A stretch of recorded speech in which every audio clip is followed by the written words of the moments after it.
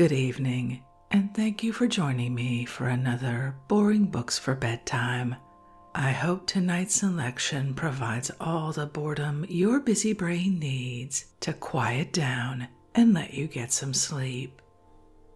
Before we begin, I'd like to give a special shout out of thanks to some new members of our Patreon family: Anna Luisa, Carol with a K, Cynthia, David, and Anne. Thank you all so much for supporting this podcast. By becoming members of Patreon, you help us remain 100% listener-supported and ad-free for everyone, and it's very much appreciated.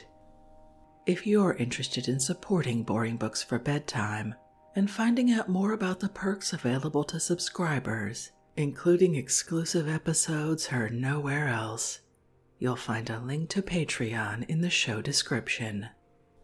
You'll also find a link to buymeacoffee.com, where you can support us with a one-time tip, no subscription required. I hope you'll take a moment to check them out. Now, let's read and relax. Find a comfortable spot. Adjust your volume. Take a nice deep breath in. Let it out slowly. And off we go. Tonight, let's return to a tour of some of the world's great treasures, with more from How to See the British Museum in 4 Visits by W. Blanchard Gerald, first published in 1852. Let's pick up right where we left off in Visit the First and a tour of the zoological collections, which are actually no longer in the British Museum. Let's begin. Perching birds.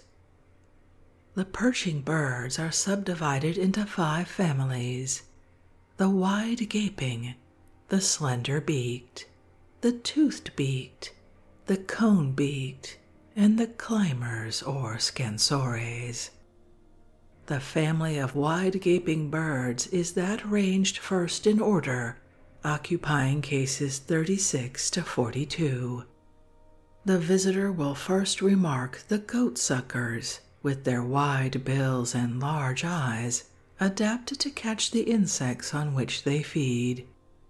The varieties here collected include the great goatsucker, the goatsuckers of Europe, New Holland, North America, and Africa, and the wedge-tailed goatsucker. The next case, 38, contains specimens of the varieties of swallows and swifts, including those of North America, the esculent swallow of the Indian archipelago, and the sand martin of Europe. In the 2 following cases, 39 and 40, are grouped the varieties of the toady and broadbills from the West Indies and Brazil, and the kernquis from the southern parts of Asia and America. The visitor next arrives before 2 cases, 41 and 42, of birds of brilliant plumage, suggestive of the regions where the hummingbirds float in the air like winged flowers. The kingfisher at times startles the English pedestrian when he is sauntering near a high-banked brook.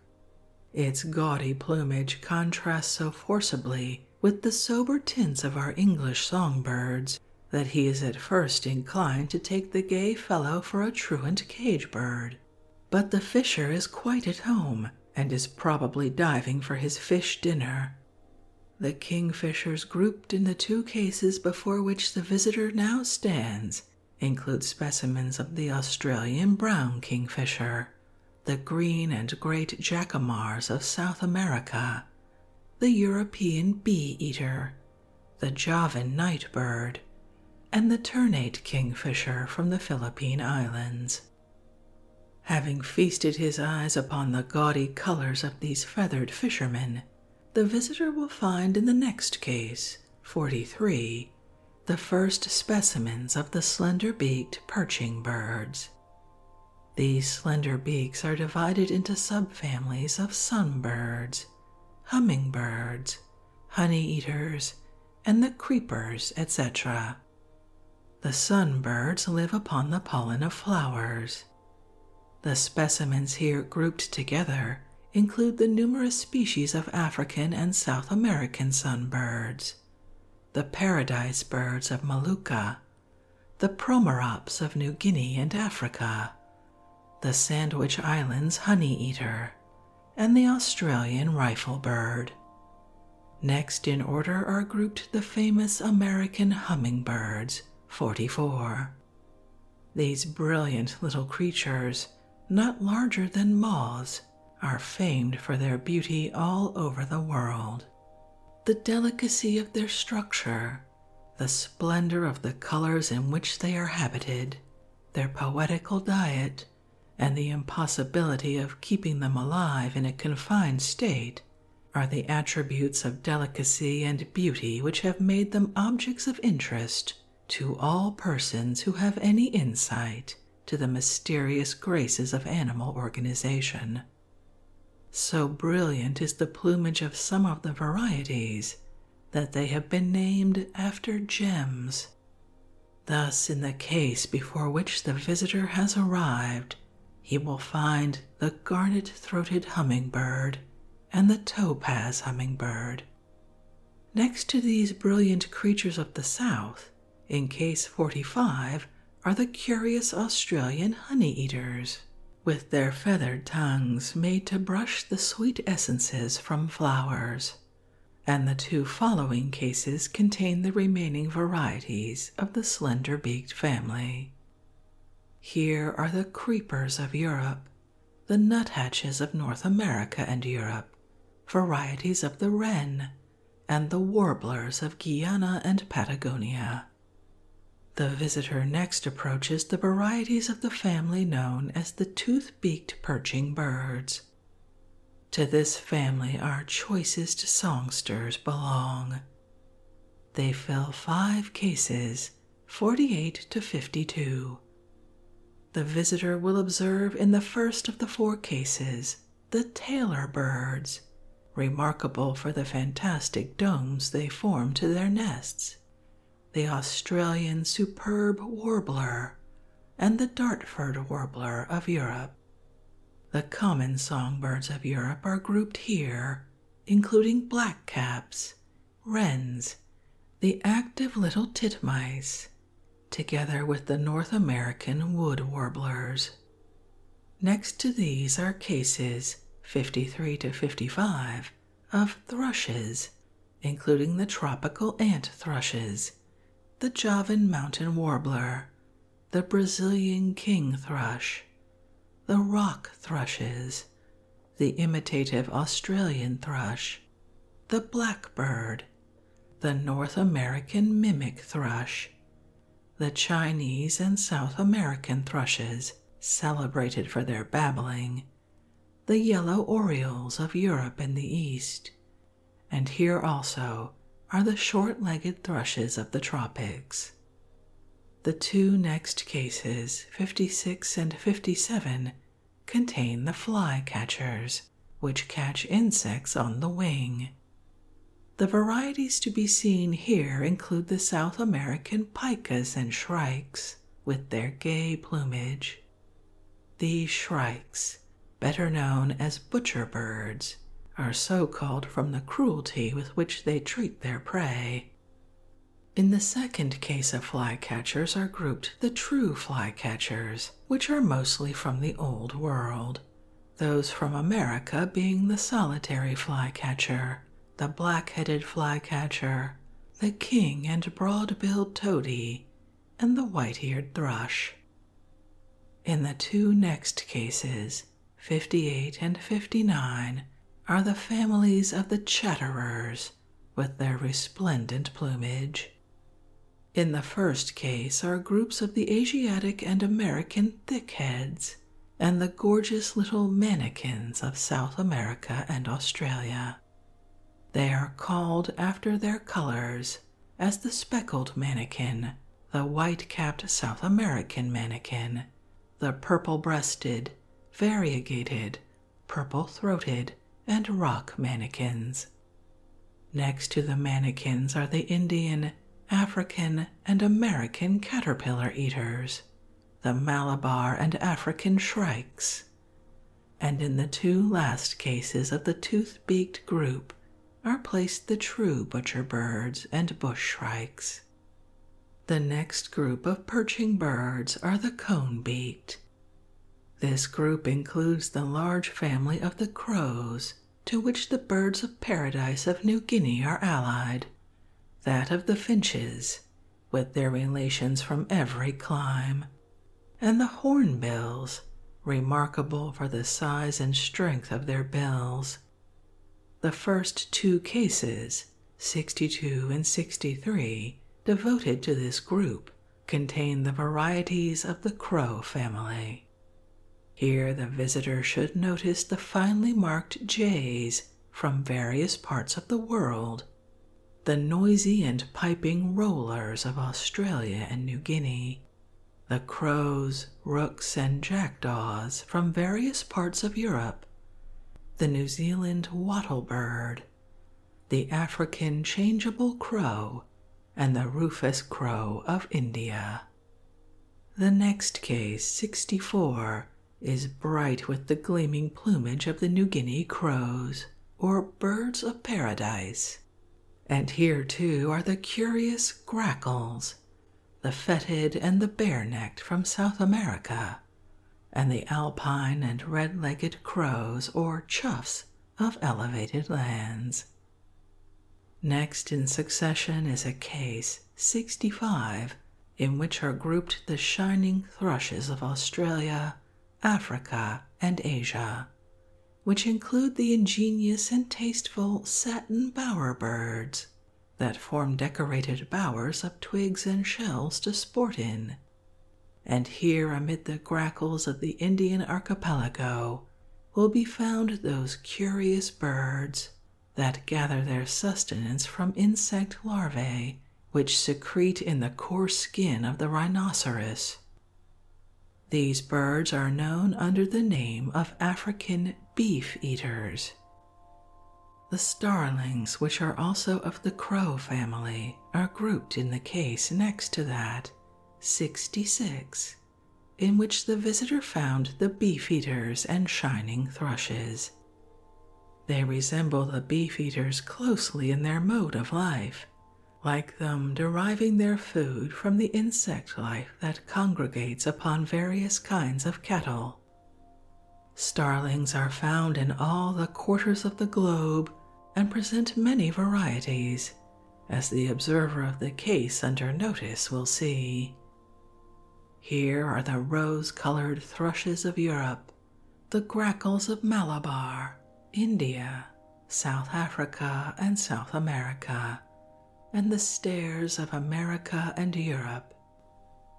The next case contains the varieties of the American icteric orioles, which lay their eggs in the nests of other birds, like the cuckoo. Among the varieties, the visitor should notice the red-winged, crested, and banana orioles. The African and Indian weavers, so called from the peculiar construction of their nests, occupy the case 68, next to that filled by the orioles.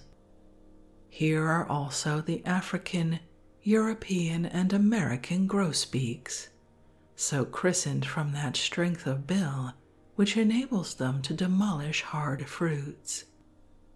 Among these are the African widow birds and the Galapagos ground sparrows. The beauty of the tanagers of North and South America is well known.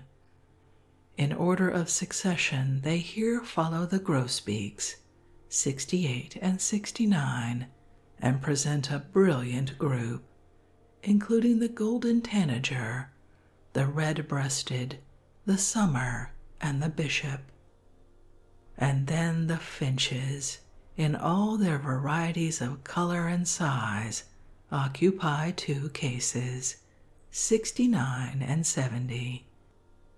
Here, among the more sober and unassuming of the numerous family, the visitor will notice the common sparrow that chirps cheerfully through the smoke of London alleys, the brown linnet with its lively notes, the gayer goldfinches, greenfinches, chaffinches, the North American songfinch, and the many varieties of the buntings, including the Epicure's ortolans that are found in various parts of the world. Next in order to the finches, the larks are grouped in a single case, 71, with other varieties of the great finch family. These birds sing as they soar into the air, and on cloudless days, how often do the happy notes of the skylark come down to the wanderer upon earth with a cheerful influence. The lark that sings in heaven builds its nest upon the ground. Here with the larks are several curious birds, including the crossbeaks of Europe, the grosbeak of the South Sea Islands, the plant cutters of South America, and the coleys of India and the Cape, that sleep in companies, each suspended by 1 foot. The 2 last cases of the cone-beaked perching birds are devoted to those birds known collectively as hornbills, from the size and formation of their bills. These remarkable birds are said to be another offshoot of the great corvine nest, and the author of The Vestiges of Creation regards the hollow protuberance upon the upper mandible, which is the distinguishing feature of the family, as a sounding board to increase the vociferation which these birds delight to utter. The remarkable varieties in the cases are the helmet hornbill of India and the African rhinoceros hornbill. These birds prey upon small birds and reptiles, which they toss into the air and then swallow whole. The scansores or climbers form the last section of the perching birds. This is an interesting group, since it includes all the varieties of the parrot, cockatoo, and macaw species, the woodpeckers, the toucans, and the cuckoos. The visitor will arrive first before the 3 cases, 74 to 76, devoted to the parrots, cockatoos, and macaws. The gaudy colors which they display and their well-known habits and powers always ensure them a large circle of spectators. Here the visitor should notice the red-crowned parrot, the ground parrot of Australia, the South American yellow-headed and hawk-headed parrots, the horned parrot from New Caledonia, and the racket-tailed parrot of the Philippines. Among the macaws are the hyacinthine macaw of South America and the blue and yellow varieties. Among the cockatoos, the visitor should notice the great white cockatoo from the Indian archipelago, and here also are the Alexandrine paroquet and the Papuan lory.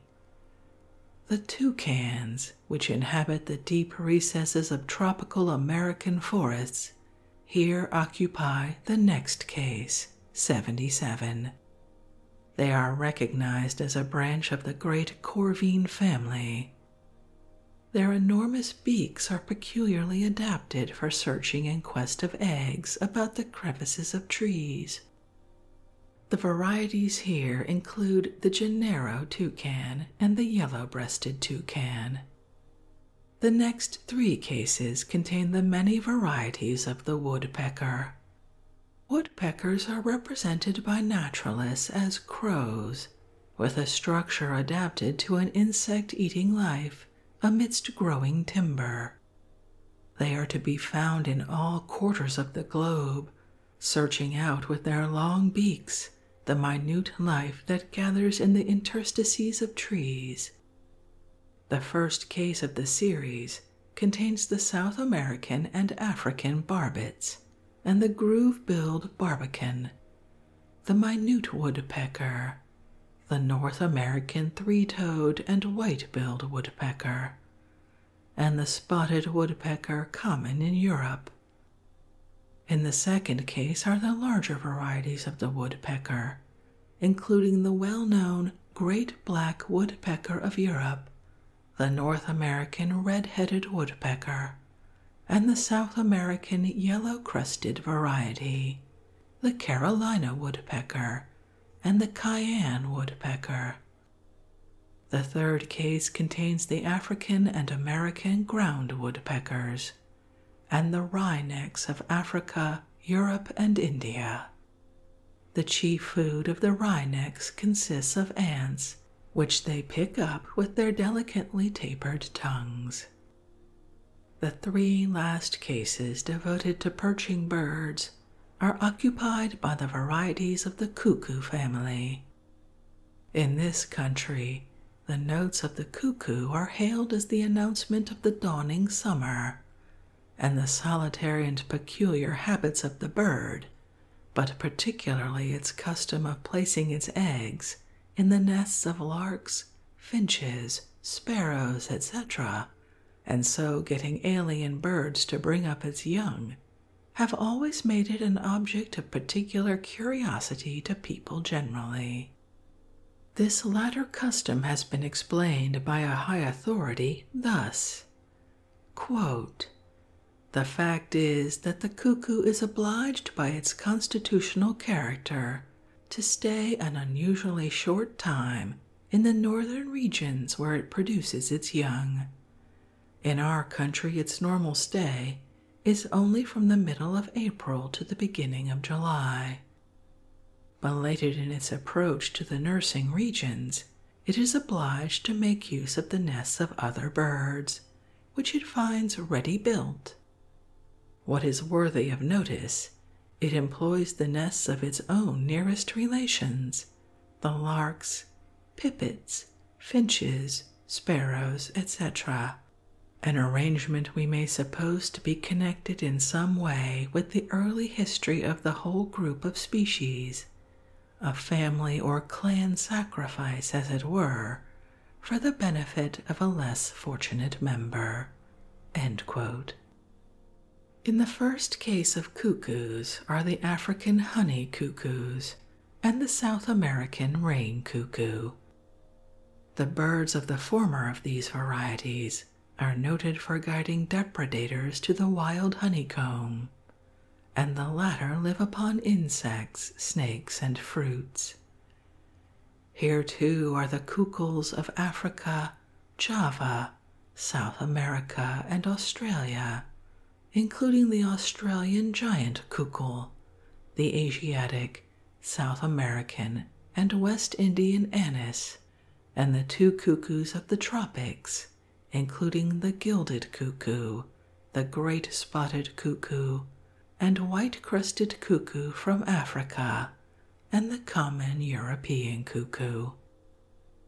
Before leaving the region devoted to perching birds, the visitor should glance at a few of the pictures which are suspended above the cases in this compartment. They include, amongst various portraits of British Museum donors, 3 of Sir Hans Sloane, 1 by Murray, Robert Earl of Oxford by Sir Godfrey Kneller, and Edward Earl of Oxford by Dahl. The visitor's way now lies to the north, into the third or central compartment of the gallery, the wall cases of which contain the gallinaceous or scraping birds. This order is divided into 4 distinct families: the pigeons, the curassows, the pheasants, and the grouse and partridge tribe. Of these families, the museum contains a fine and complete collection. The beauty of the pheasant family, its varieties ranging from the gaudy splendor of the peacock to the more modest beauty of the common hen, are here fully represented. In the first case, 84 of scraping birds, are grouped the Asiatic, African, and Australian tree pigeons, which inhabit the woods and live on berries and various kinds of seeds.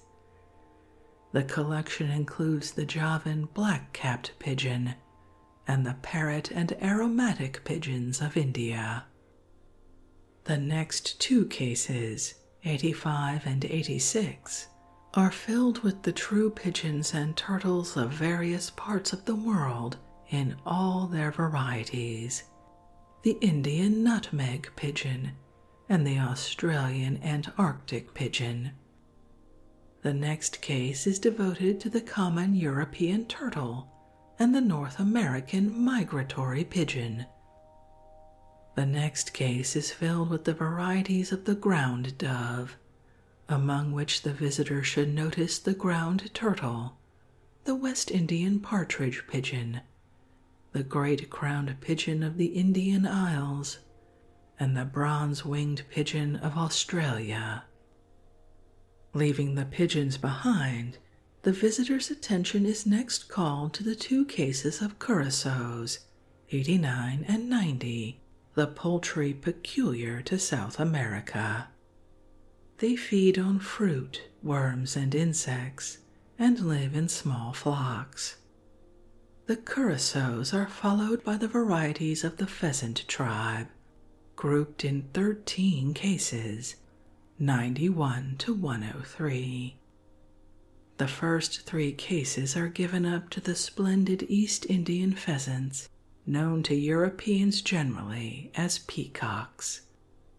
They were brought to the West and valued for the beauty of their plumage many centuries before the Christian era, and no doubt helped to inflame the imagination of the Mediterranean merchants who dreamt of the untold wealth of the Indies.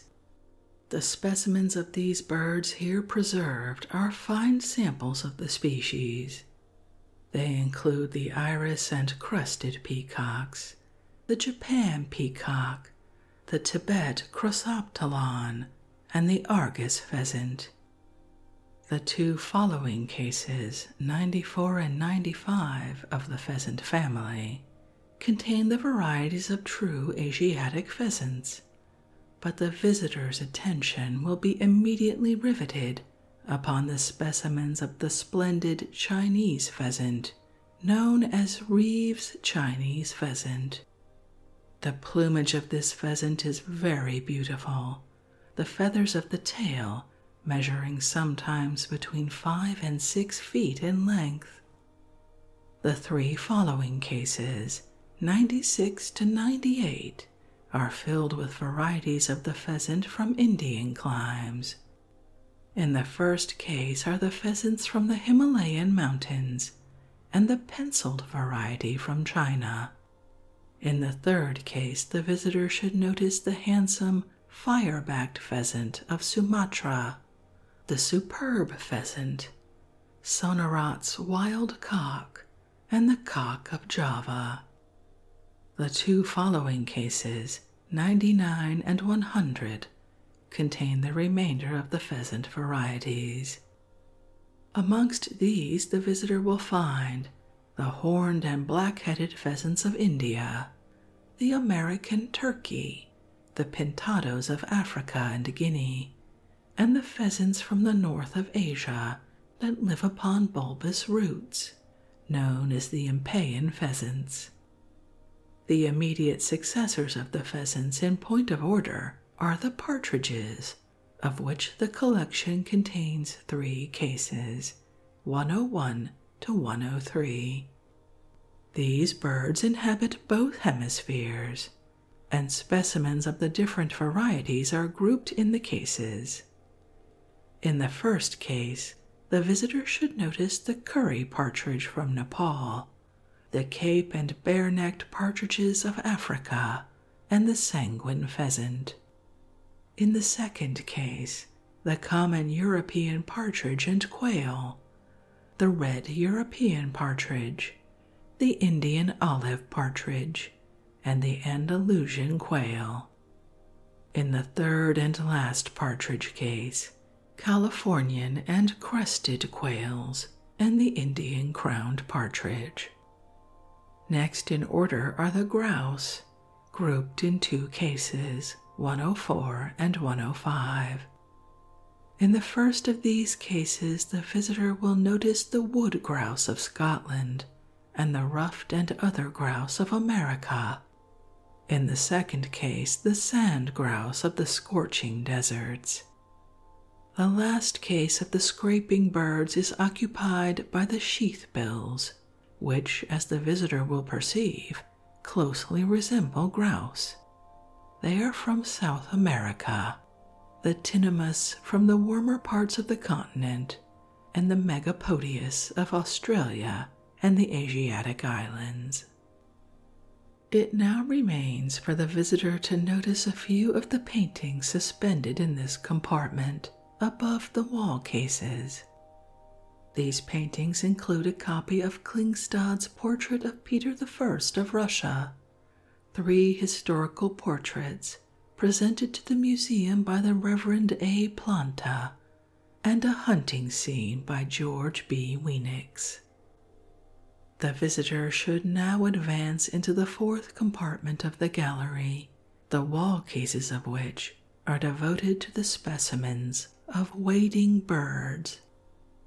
Most interesting families of birds are included in this order.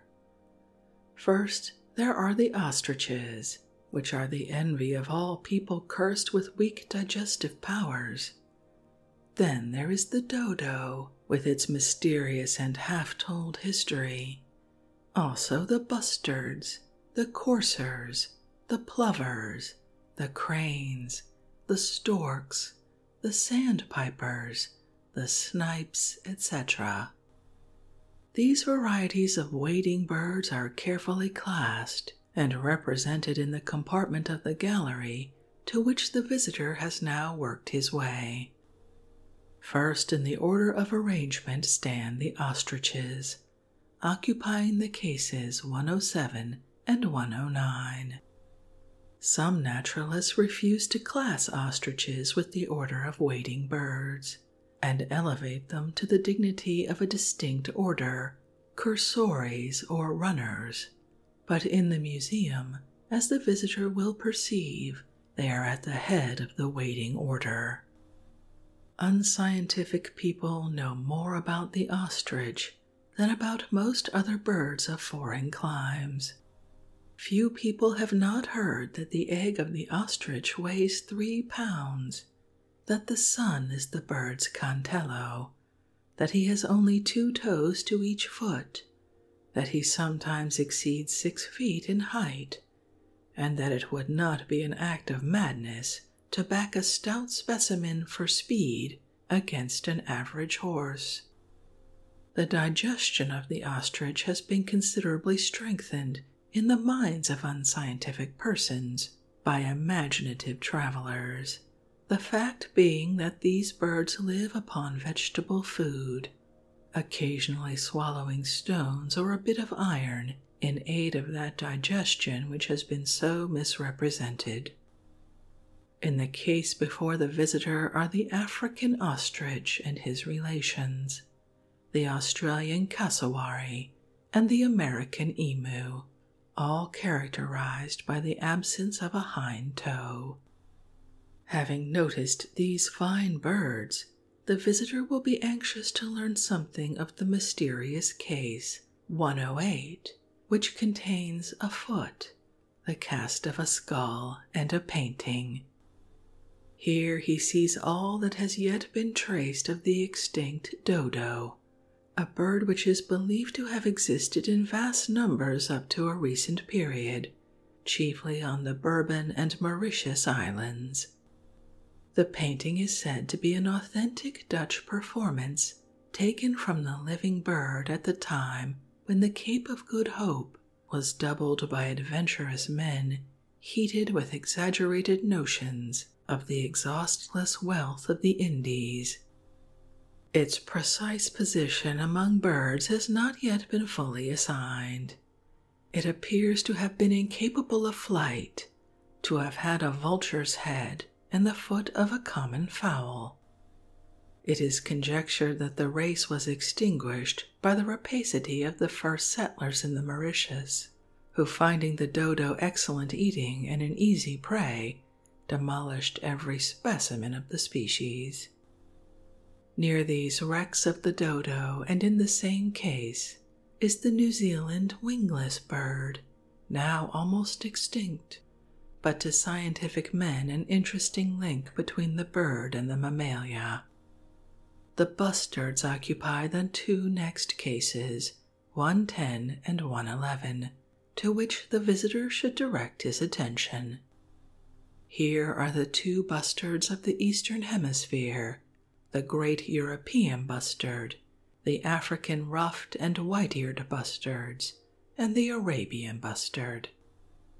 The next case, 112, contains the varieties of wading birds called, from their power of running, coursers.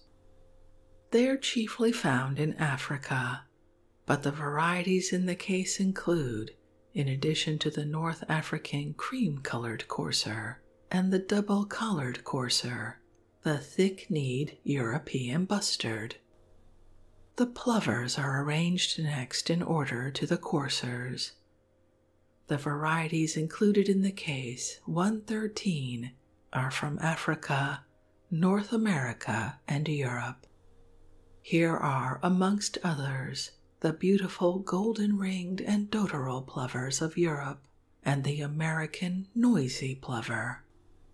In the case which next claims attention, 114, are the turnstones, that turn stones on the seashore in search of food, the oyster-catchers, that wrench shellfish from their shells, and the South American gold-breasted and other trumpeters.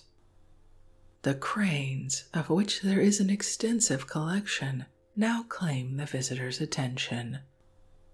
They are from all parts of the world and love the borders of rivers and lakes, where they can prey upon small reptiles and fish.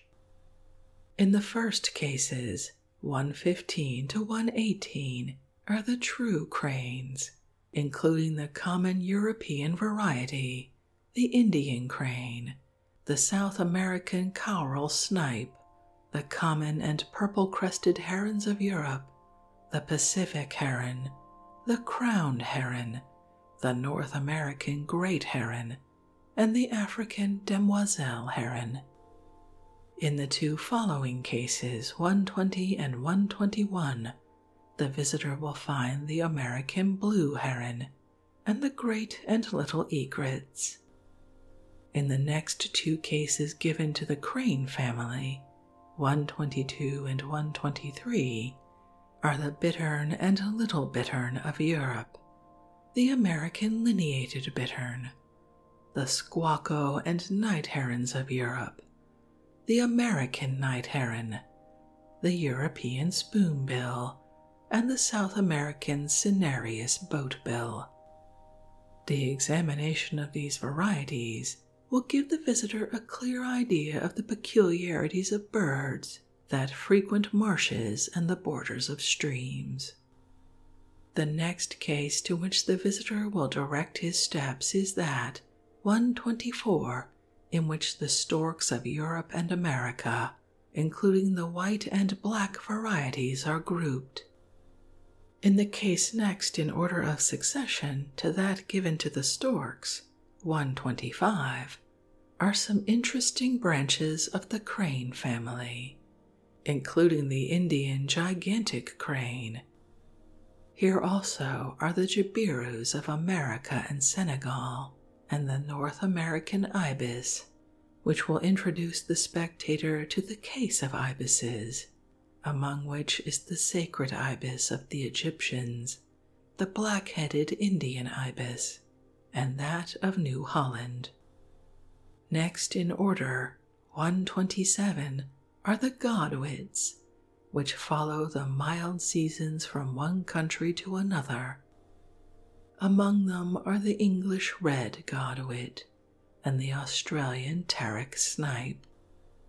In the next case, 128, the visitor should examine the varieties of snipes and sandpipers it contains. These birds hunt their food in gravel and amid stones in most localities. The most remarkable of the group are the lanky avocets, with their long legs adapted to hunt rivers for fish spawn and water insects. Among them, the long-legged plover should be noticed. The varieties of the sandpiper in the next case, 129, now claim a careful inspection. Sandpipers inhabit various parts of the world, and like the ibises, love the neighborhood of water, where they seek the food congenial to them. The phalaropes, which are also represented in this case, are natives of the eternal ice of the Arctic regions, where they subsist upon crustacea. The visitor passes from the sandpipers to the case of snipes, 130, including the British varieties and the snipe of India.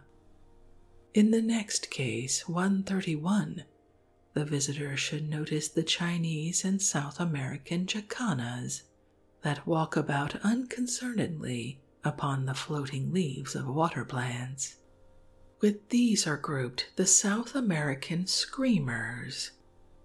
The three last cases devoted to wading birds contain the varieties of the British and North American rails, the varieties of the gallinule, including the European purple gallinule, the South American variety, and the Australian black-headed variety, and the finfoots of Africa and America. All these birds inhabit marshy land or the banks of streams, and derive their food from the insect life that swarms near the water.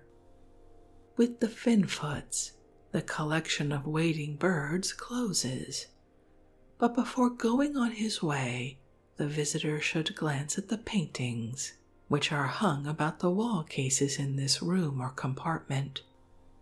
These include portraits of Lord Chancellor Bacon, Andrew Marvell, a copy from the picture of Wimpole of Admiral Lord Anson, Camden, Matthew Prior, William Cecil Lord Burleigh, Sir Isaac Newton, Archbishop Cranmer, and George Buchanan.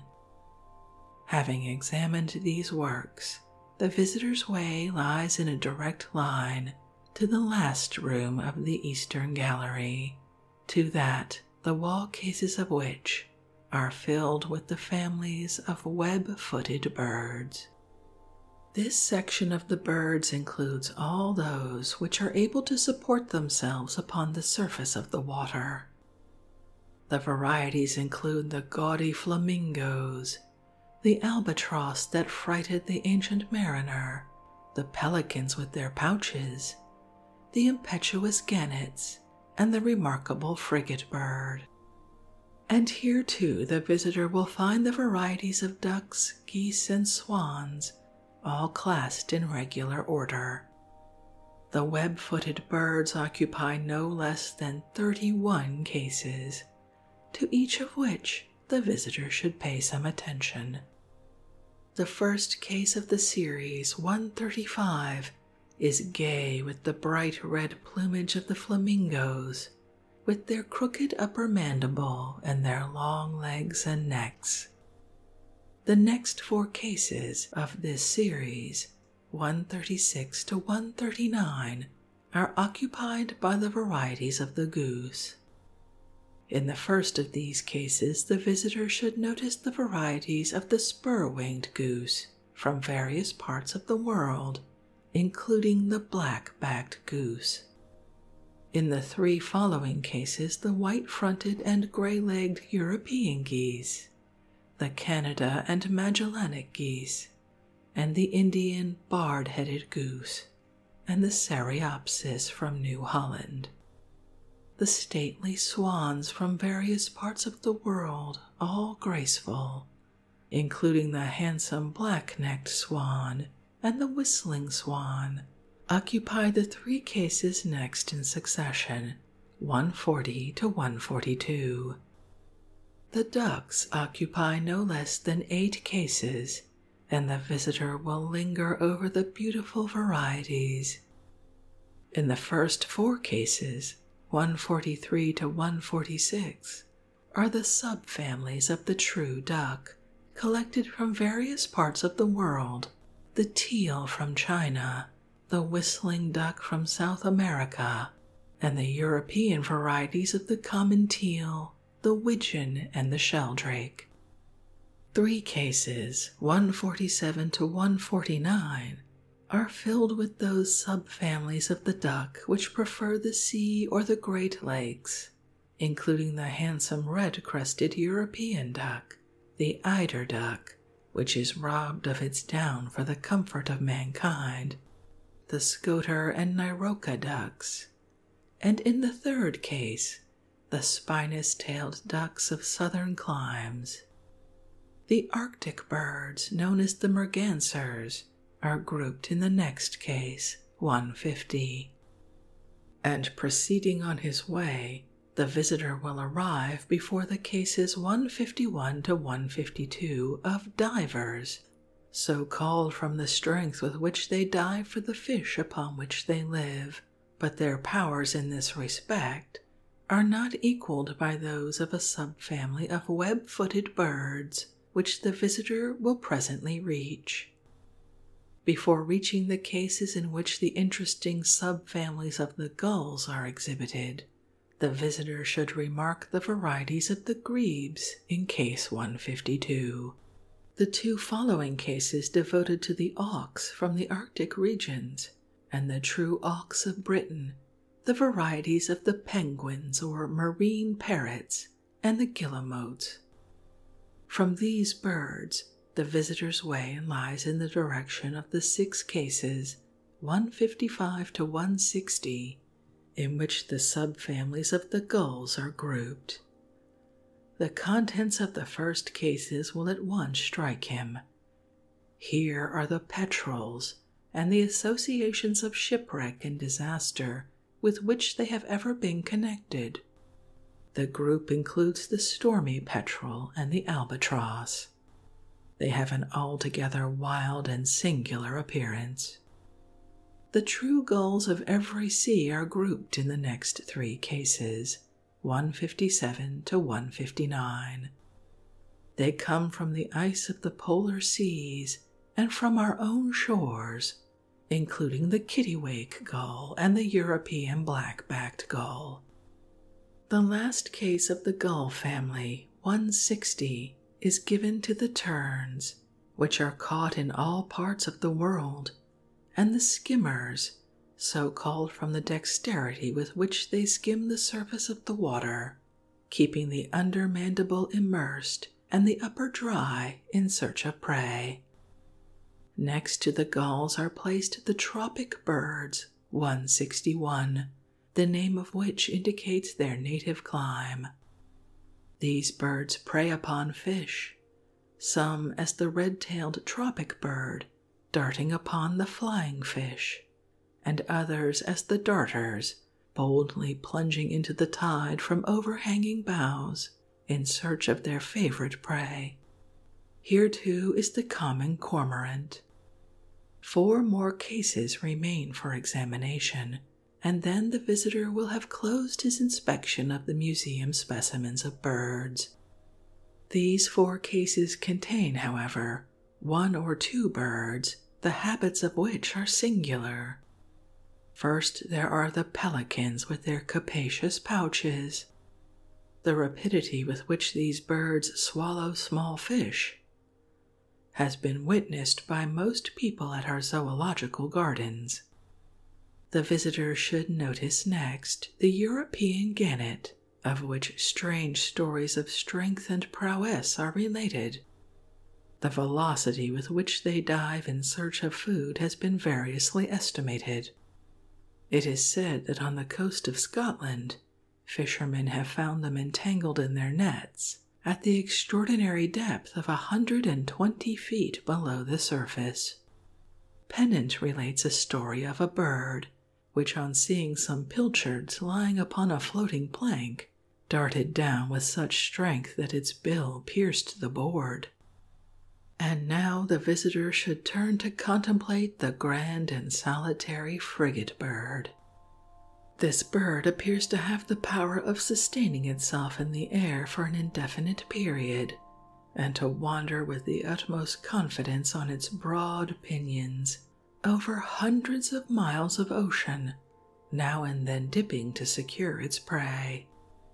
This slim, pale, and solitary wanderer must have a noble appearance when calmly sailing upon its great expanse of wing, 1,000 miles from any resting place, its food floating in the element below to be taken at will. Before leaving the last or most northerly apartment of the Eastern Zoological Gallery, the visitor would do well to notice a few of the pictures which are suspended above the wall cases.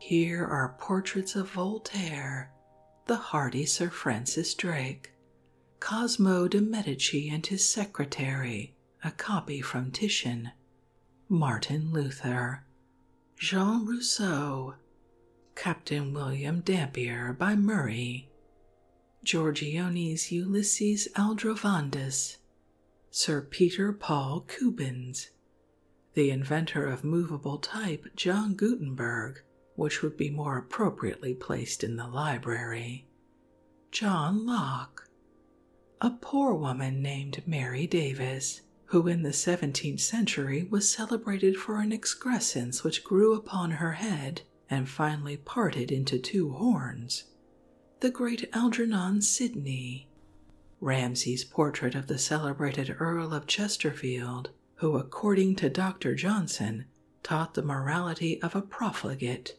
and the manners of a dancing master, and a landscape by Wilson. At the northern door of this gallery are a painting of Stonehenge and one of the cromlech in Anglesey.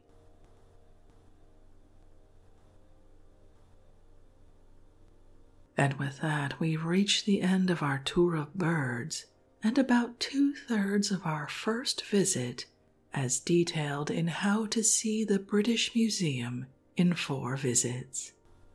To be perfectly honest, I'm kind of tempted to skip forward to the second visit in our next reading, which covers fossils, minerals, and ancient Egypt. If you've gotten this far, let me know what you think about that. If you'd like to read this work for yourself, as always, you'll find a link to a free ebook from Project Gutenberg in the show description. If you'd like to connect, suggest a boring book you'd like to hear read, or request more from one we've already started, you can drop me an email via our website, www.boringbookspod.com. It's always a pleasure to hear from you. Thank you so much for joining me for this evening's reading. Until our next boring book, good night.